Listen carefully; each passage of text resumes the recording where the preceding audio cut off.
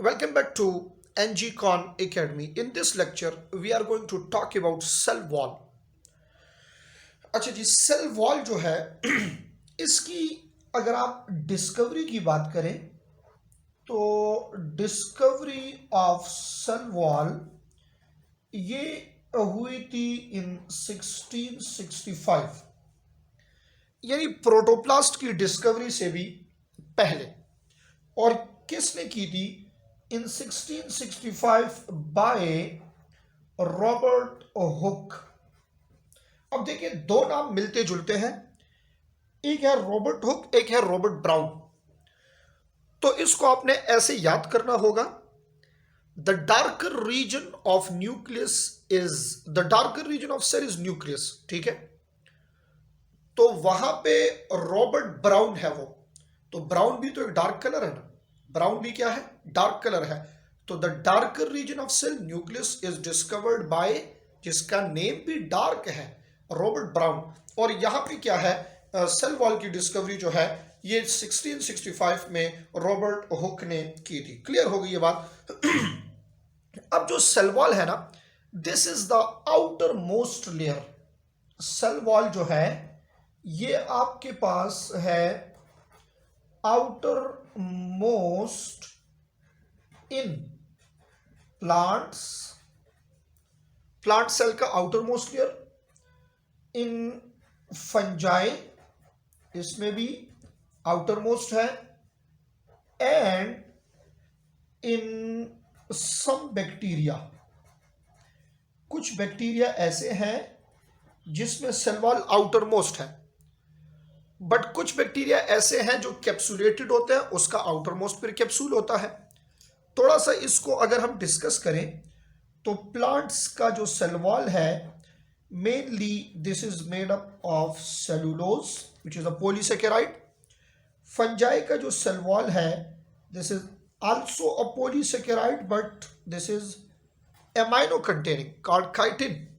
और जो बैक्टीरिया का सेल वॉल है उसको म्यूरिन कहा जाता है generally, and made up of पेप्टाइडो glycan. Clear हो गई ये बात? अच्छा, इस वक्त जो हम सेल वॉल पढ़ेंगे यहां पे, वो असल में है हमारे पास प्लांट सेल वॉल। ठीक है, आपके बुक में जो डिस्कस है वो कौन सा सेल वॉल है? वो प्लांट का सेल वॉल है। प्लांट सेल वॉल जो है इसकी मेन कंपोजिशन, अगर आपसे एमसीक्यूज में पूछा जाए कि मेन कंपोजिशन प्लांट के सेल वॉल की क्या है, तो असल में ये है कार्बोहाइड्रेट। फिर कौन सा कार्बोहाइड्रेट? Polysaccharide carbohydrate. और ये कार्बोहाइड्रेट कौन सा है? ये सेलुलोज है। तो the main composition, main component of plant cell wall, this is actually cellulose. बात क्लियर हो गई यहां तक? अब देखिए, ये जो सेल वॉल है ये सिक्रीट कहां से होता है? Cell wall is secreted, book में सेंटेंस क्लियर कट लिखा है, सिक्रीटेड बाय प्रोटोप्लाज्म। प्रोटोप्लाज्म इसको सिक्रीट करता है। भाई प्रोटोप्लाज्म क्या है? आगे के लेक्चर में आपने प्रोटोप्लाज्म, प्रोटोप्लास्ट, ये सारी चीजें आपको क्लियर हो जाएगी नेक्स्ट लेक्चर में। ओवरऑल अगर आप प्लांट का सेल वॉल देखें तो 3 कंपोनेंट्स हैं, या आप ऐसे कह सकते हैं कि प्लांट का जो सेल वॉल है ये 3 डिफरेंट पार्ट्स हैं। कौन कौन से हैं? वन इज कॉल्ड प्राइमरी, फिर इसके बाद आ जाता है आपके पास सेकेंडरी, और एक होता है आपके पास सब्सटेंस कॉल्ड मिडल लैमेला। अब जो डायग्राम में ड्रा करने जा रहा हूं उसको सीखना है आपने कि पहले कौन सा वॉल सिक्रीट होता है, फिर उसके बाद कौन सा होता है, कंपोजिशन के लिहाज से कौन कौन सी चीजें मौजूद है। ये चीज सीखना इंतहाई इंपॉर्टेंट है। जरा मेरी तरफ आप गौर से देखते जाएं। सपोज यहां ये आपके पास न्यूक्लियस है, ठीक है, न्यूक्लियर मेम्ब्रेन है, ये इस सेल में न्यूक्लियर मेम्ब्रेन है, और यहां आपके पास कुछ ऑर्गेनेलीज हैं जिसमें से सपोज ये ऑर्गेनेली कौन सी है, this is rough endoplasmic reticulum. ये वाली ऑर्गेनेली आपके पास क्या है, रफ एंडोप्लाज्मिक रेटिकुलम। इसके बाद ये एक और ऑर्गेनेली है यहाँ पे जो कि है हमारे पास क्या, स्मूथ एंडोप्लाज्मिक रेटिकुलम। ये हो गया आपके पास smooth endoplasmic reticulum. Clear? Okay जनाब, यहाँ एक और ऑर्गेनेली होगी आपके पास जिसको मैं नाम दे रहा हूं गोल्जी अपरेटस। ये गोल्जी अपरेटस का सिस्टरना है, ठीक है। क्रिस्टिया माइटोकॉन्ड्रिया का होता है और सिस्टरना जो है ये Golgi apparatus as well as endoplasmic reticulum का होता है। क्लियर? ये आपके पास वेसिकल्स इसमें मौजूद है। गौर करते जाएं। अब इससे यहाँ सेल वॉल बनेगा कैसे, सेल के अंदर सेल वॉल कैसे सिंथेसाइज होगा, फिर प्रोटोप्लास्ट से प्रोटोप्लाज्म से ये सीक्रेट कैसे होगा। पॉइंट नोट करना इंतहाई जरूरी है। सेल के अंदर आ जाते हैं यहाँ मोनोसेकेराइड। क्या आते हैं? मोनोसेकेराइड। ये मोनोसेकेराइड इस गोल्जी अपरेटस में इंटर होंगे वेसिकल्स के थ्रू, ट्रांसपोर्ट वेसिकल्स के थ्रू, और फिर ये मोनोसेकेराइड की इस गोल्जी अपरेटस के अंदर पैकेजिंग होगी। क्या होगी? पैकेजिंग होगी, इसकी मॉडिफिकेशन होगी। तो ये यहां से जब ये मोनोसेकेराइड यहां पैक होके निकलेंगे तो ये कौन से फॉर्म में होंगे? ये पॉलीसेकेराइड के फॉर्म में होंगे। तो गोल्जी अपरेटस का एक फंक्शन यहाँ पे ये है कि ये मोनोसेकेराइड को लेता है और इसको मॉडिफाई कर लेता है, पैक कर लेता है। कौन से फॉर्म में? पॉलीसेकेराइड के फॉर्म में। जरा गौर करें मेरी तरफ। यहां से जब ये पॉलीसेकेराइड निकलेगा तो फर्स्ट लेयर जो यहां से पॉलीसेकेराइड का निकला है, ये फर्स्ट लेयर ये असल में सेलुलोजिक है। क्या है? सेलुलोजिक है। ये सिक्रीट हुआ है यहां पे, ये इस प्रोटोप्लाज्म से क्या हुआ है? सिक्रीट हुआ है। तो ये आपके पास जो फर्स्ट लेयर निकला है ये कौन सा है? ये प्राइमरी है, ठीक है, ये प्राइमरी है। फिर इसके बाद जो सेकंड लेयर यहां से आएगा वो सेकंड लेयर इसके नीचे होगा, बीनीथ द प्राइमरी। जो आपके पास लेयर है वो कौन सा लेयर होगा? That beneath the primary layer जो इनसाइड पे है वो आपके पास लेयर एक्चुअली है सेकेंडरी। कौन सा लेयर है? सेकेंडरी लेयर है। अब आप सोच रहे होंगे इसमें तो मिडल नहीं है। जी बिल्कुल नहीं है। मिडल तब होगा, देखिए मेरी तरफ, जब इस साइड पे एक और सेल होगा तो इसका आउटर मोस्ट भी तो प्राइमरी होगा ना। तो इन दो प्राइमरी के दरमियान यहां पे दो प्राइमरी को कौन यहां आके फिक्स करेगा, कंबाइन करेगा? ये फिर होगा आपके पास मिडल लेमेला। तो याद रखें, मिडल लेमेला दो नेबर सेल्स को आपस में क्या कर रहा है? जोड़ रहा है, कंबाइन कर रहा है। तो दो प्राइमरी के दरमियान असल में क्या होगा? मिडल। जरा एक सीक्वेंस में लिख रहा हूं, इसकी तरफ गौर करें। देखिए मेरी तरफ, ये एमसीक्यू के लिए इंपॉर्टेंट पॉइंट है। एमसीक्यू में ये आ सकता है, what is the correct sequence of layers in case of plant tissue and plant cell? तो उसका करेक्ट ऑप्शन ये होगा, इनसाइड इनसाइड एक सेल का सेकेंडरी, फिर इसके आगे लगा होगा प्राइमरी। तो यहां तो दूसरे सेल का प्राइमरी है और इसके इनसाइड सेकेंडरी है। देखिए इधर मेरी तरफ देखिए, ये एक सेल है, ये दूसरा है, तो ये इसका सेकेंडरी, ये इसका, तो आउटर मोस्ट इस सेल का भी प्राइमरी, इसका भी प्राइमरी। तो इन दो प्राइमरी को फिर यहां कौन कंबाइन कर रहा है? इन दो प्राइमरी के दरमियान यहां पे क्या होगा? मिडल होगा।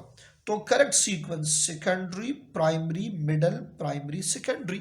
ये आपके पास इस पे एमसीक्यू आ सकता है। ये करेक्ट सीक्वेंस होगा। जब टिश्यू होगा ना, तो टिश्यू जब भी बनेगा वो तो सेल की कॉम्बिनेशन से बनता है ना, तो एक साइड पे भी सेल है, दूसरे साइड पे भी सेल है। तो जो एक साइड पे सेल है उसका सेकेंडरी अंदर है, दूसरे सेल का भी सेकेंडरी अंदर है, दोनों से बाहर प्राइमरी है, और दो प्राइमरी के दरमियान में असल में क्या है, वो मिडल है। अब जो मेन चीज हम लिखेंगे वो होगी इसकी थिकनेस और chemical composition, which is very very important. Chemical composition आप देखेंगे, कंपेयर करेंगे हम कि कौन कौन सी चीजें प्राइमरी में है, सेकेंडरी में है और मिडल में है, तो कौन कौन सी चीजें सिमिलर है और कौन कौन सी फिर डिफरेंट है। आइए देखते हैं, गौर से देखें मेरी तरफ। जो प्राइमरी वॉल है, सबसे पहली चीज जो इसके अंदर मौजूद है वो होगी आपके पास cellulose. Cellulose is the main composition, और यही सेलुलोज सेकेंडरी के अंदर भी प्रेजेंट है। मैं इधर इस तरह डैश लगा रहा हूं ताकि आपको समझ आए कि प्राइमरी में भी है, सेकेंडरी में भी है। अब प्राइमरी में इसके बाद एक और चीज वो है आपके पास non cellulosic polysaccharide. Polysaccharide, non cellulosic polysaccharide, ये भी सेकेंडरी के अंदर मौजूद होगा। इसी प्राइमरी के अंदर आपके पास फिर आ जाता है हेमीसेलुलोज। हेमीसेलुलोज, तो ये हेमीसेलुलोज भी सेकेंडरी के अंदर मौजूद है। तो ये तीन चीजें मैंने जो यहां पे लिखी है, ये दोनों के अंदर क्या है, ये इस वक्त दोनों के अंदर कॉमन है। अब एक और चीज आप देखें, इसी प्राइमरी में आपके पास मौजूद होगा पेक्टिन। प्राइमरी के अंदर मौजूद है आपके पास क्या, पेक्टिन मौजूद है। तो फिर अगर सेकेंडरी में देखें, सेकेंडरी में कौन सी ऐसी चीजें हैं जो प्राइमरी के अंदर नहीं है।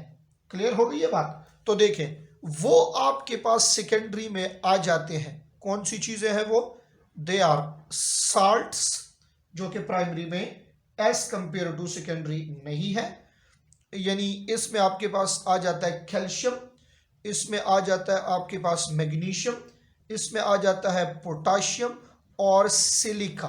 तो ये आयंस जो है ये इसके अंदर मौजूद है, और स्पेशली ये सिलिका मौजूद है, जिसकी वजह से ये सेकेंडरी वॉल क्या बन जाता है, रिजिड बन जाता है। अब रह गई बात आपके पास मिडिल लेमेला की।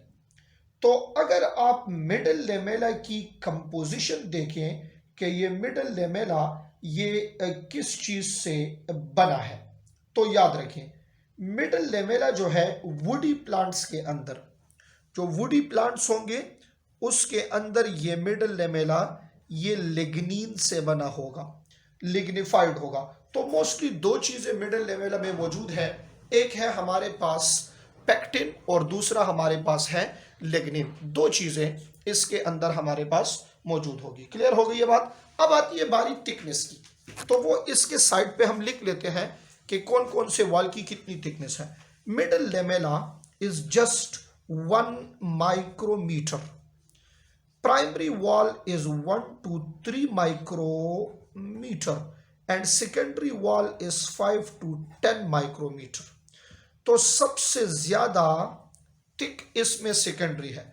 थिकनेस लेवल पर हम ऐसे लिखेंगे कि मिडल सबसे कम थिक है, फिर primary is more thicker than middle, and then secondary is more thicker than both primary as well as middle lamella. Clear हो गई ये बात। ये इसकी डिफरेंट थिकनेस लेवल है हमारे पास। ये पॉइंट भी एमसीक्यूज में आ सकता है, इंतहाई इंपॉर्टेंट है। अब एक पॉइंट आता है, विच one is more optically active. ये एक एमसीक्यू है इसके ऊपर, ये मैं यहां लिख लेता हूं। एक एमसीक्यू है कि which one of the following is more optically active. कौन सा ज्यादा विजिबल होगा, ज्यादा एक्टिव होगा। तो अगर आप देखिए middle, primary and secondary, which one is correct, secondary is more visible. Optically active दोनों है, प्राइमरी भी ऑप्टिकली एक्टिव है, सेकेंडरी भी ऑप्टिकली एक्टिव है, but in as compare to primary, secondary जो है ये क्या है, ये ऑप्टिकली मोर एक्टिव है। प्राइमरी और सेकेंडरी इसमें दो कॉमन बातें आपने याद करनी होगी, गौर से देखें मेरी तरफ। प्राइमरी एंड सेकेंडरी, ये दोनों आपके पास क्रिस्टलाइन भी है और ये दोनों ऑप्टिकली एक्टिव भी है।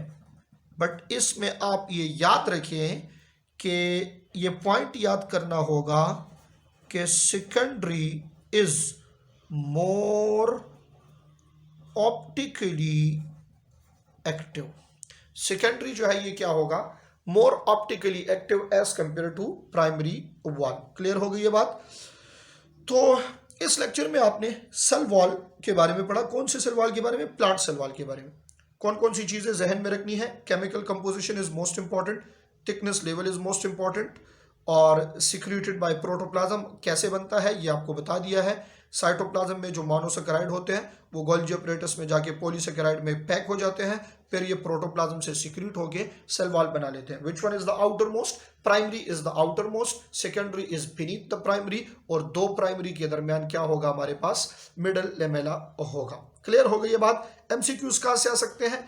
करेक्ट सीक्वेंस पे आ सकते हैं, किसके बाद कौन है, correct sequence of thickness level पे आ सकते हैं, और मोस्ट इंपॉर्टेंट जिससे चांसेस ज्यादा होते हैं वो है केमिकल कंपोजिशन, कौन सी चीज कहां पे मौजूद है। लास्ट में एक और एमसीक्यू आपको करा देता हूं। वो एमसीक्यू कुछ यूं था कि lignin is found to be absent in, और इसके चार ऑप्शन कुछ ऐसे थे। एक ऑप्शन इसमें था प्राइमरी, दूसरा ऑप्शन इसमें था सेकेंडरी, तीसरा ऑप्शन था मिडल, और चौथा ऑप्शन था सेल मेम्ब्रेन।